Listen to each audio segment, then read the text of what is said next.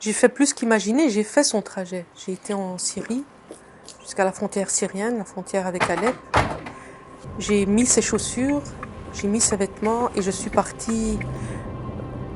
J'ai mis ses chaussures, bien sûr, imagées. Donc j'ai voulu être dans sa peau et j'ai fait ce trajet. J'ai fait exactement le même trajet pour essayer de me sentir un petit peu dans sa peau.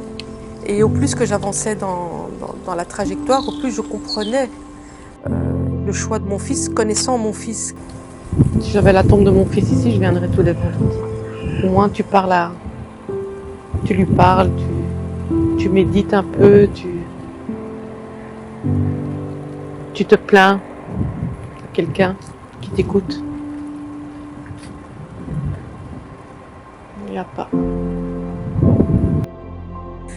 Il s'est fait exécuter par son propre groupe parce qu'il voulait revenir. Il a été mis en prison 2 mois parce que on a eu le contact avec lui que durant 1 mois et demi.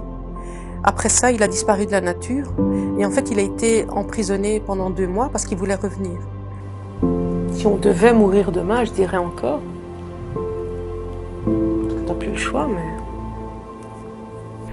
J'ai décidé d'écrire mon livre « Maman, entends-tu le vent ?» Et pourquoi 4 ans après le départ et le décès de Sabri?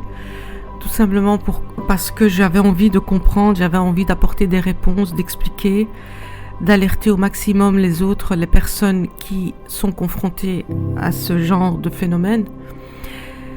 Et surtout pour faire comprendre aux personnes qu'il n'y a pas de profil type pour la radicalisation extrémiste, que ça peut arriver à tout le monde, que tout le monde doit se sentir concerné.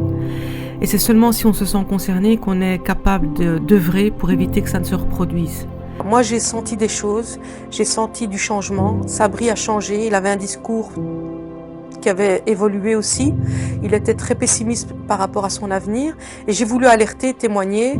Et donc la première chose que j'ai faite, c'est de témoigner dans les médias pour alerter les familles qui, si elles étaient dans la même situation que moi, dans l'inquiétude et dans le questionnement par rapport à leur enfant qui avait décidé d'épouser la religion musulmane d'une certaine manière, qu'ils soient alertés, qu'ils fassent le nécessaire pour éviter qu'ils ne soient dans la même situation que moi.